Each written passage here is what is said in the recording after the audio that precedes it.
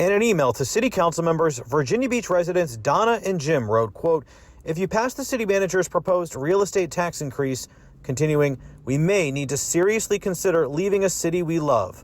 City Councilman John Moss posted the email on his Facebook page. It really resonates. So it tells me that deep pain is... Moss calls a proposal to increase the city's real estate tax on homes by more than 2 cents, quote, "dead on arrival." This makes no sense. The voters know it. The city's Budget and Management Services Director presented the proposed budget for the next year during Tuesday's City Council meeting. He says the proposed budget would give the City Council flexibility on addressing things like employee raises and help fund projects to fight flooding. He says Virginia Beach's tax rate would remain the lowest in the region even with the increase. Voters in the city passed a referendum to agree to increase their taxes to fight flooding last year.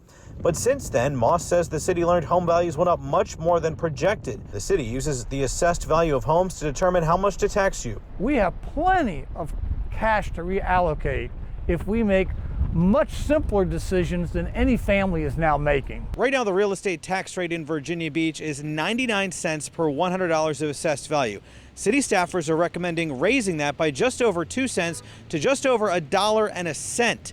But Councilman Moss says because home values are up so much, to keep taxes around what they are now, the rate actually needs to be at 91 cents. Because families can't afford to pay that additional tax.